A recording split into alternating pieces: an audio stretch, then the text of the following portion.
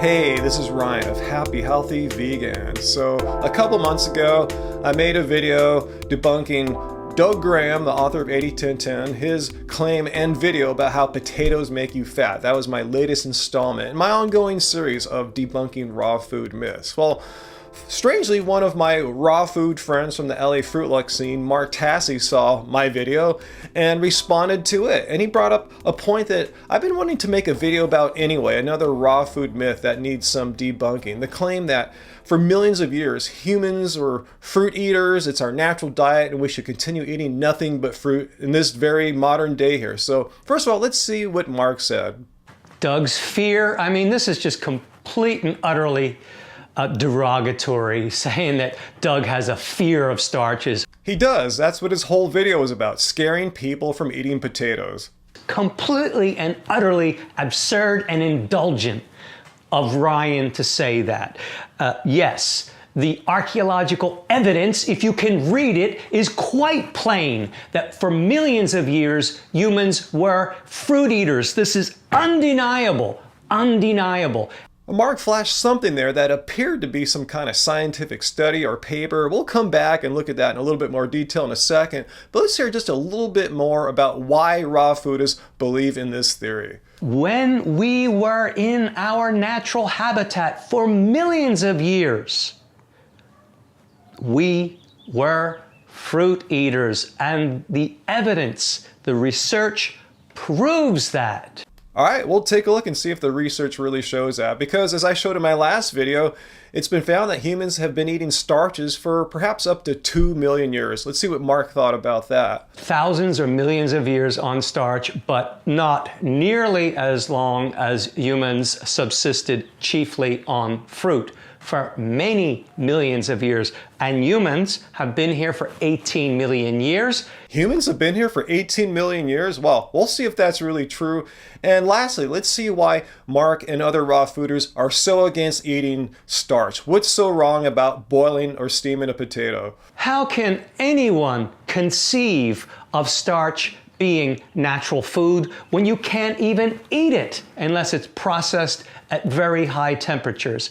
It's absurd. If we were starch eaters, or if we have been eating starch for the past 2 million years, that's a big if, but if we were still fruit eaters for 16 million years before that. All right, so that's the raw food theory that we're going to debunk in this video. Now it's time to start the debunking. As I'll show you here, this whole theory of raw food rests on a misunderstanding of what humans and early humans are. As you saw there, Mark said we've been eating fruit for 16 million years. We, meaning humans? Let's see who we really were 16 million years ago. So let's look at this timeline of human development. At the very bottom, modern times here is Homo sapiens. We appeared about 200,000 years ago, and our next closest relative, Homo erectus, appeared about 2 million years ago. So let's go back further into this time that Mark Tassi's talking about here, where we're eating fruit like, 10, 16 million years ago. Let's look at 12 to 9 million years ago, Australopithecus. He looks nothing like a Homo erectus or Homo sapien. It's an ape, but it resembles a monkey. So my point is, in case you missed it, let me be perfectly clear, is that when raw foodists say we have been eating fruit for 12 or 16 million years, that's completely false. There is no we. There were no human beings. There was no Homo sapien, Homo erectus. Nothing even remotely similar. All we have is a small monkey with a much different physiology and digestive tract that existed 12 million years ago. And this is not my interpretation. Ask any biologists, anthropologists. There were no humans 12, 16 million years ago. All right, next, let's have a look at what appeared to be that study that Mark showed, the one that says science verifies that human ancestors were frugivores, and see what that's all about. Well, first of all, if you read closely here, it was not a study at all. It was not peer-reviewed, not published in a scientific journal. It was published back in 1979 in an issue of the New York Times. And I don't want to discredit this story because it wasn't peer-reviewed and not published in a scientific journal. Let's look what was actually said in this article. And the author of this research found, surprisingly, after examining the teeth of a few of our human ancestors, Australopithecus, after examining their teeth under an electron microscope, this researcher found that the diet of Australopithecus was not meat or anything like that. It was fruit, to his surprise.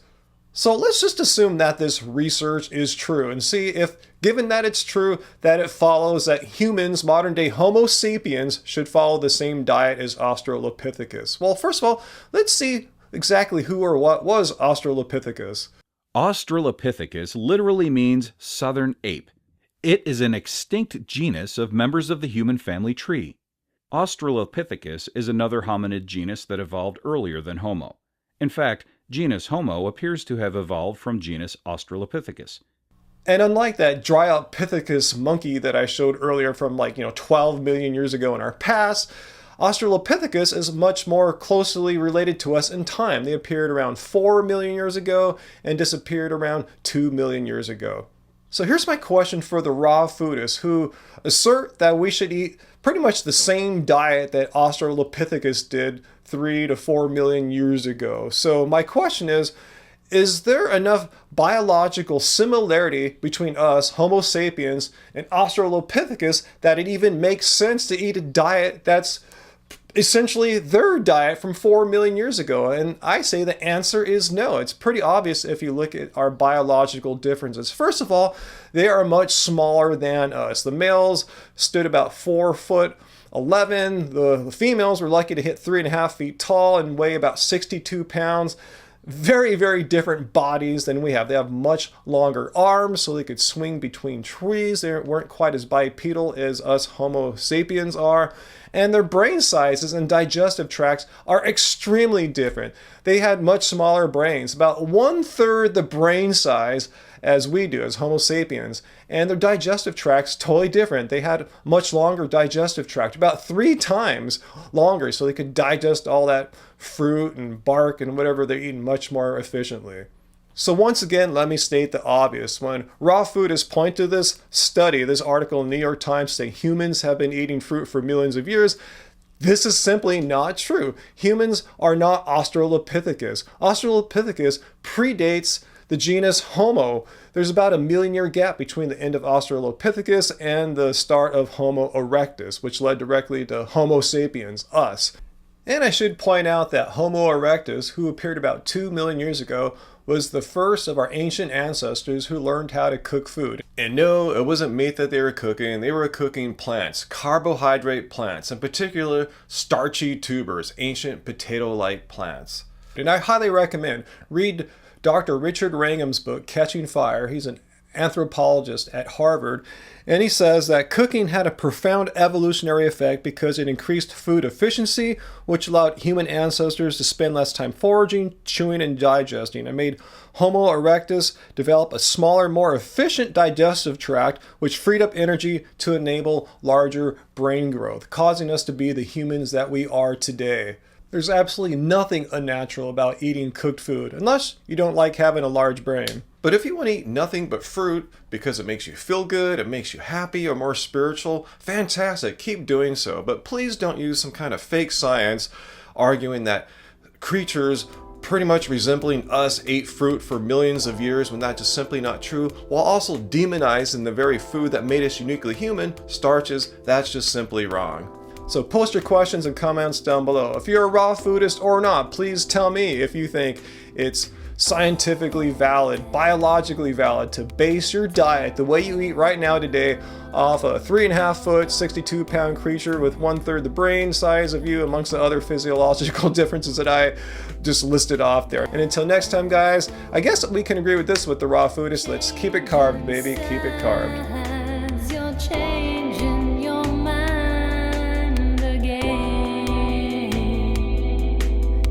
Got me spinning circles.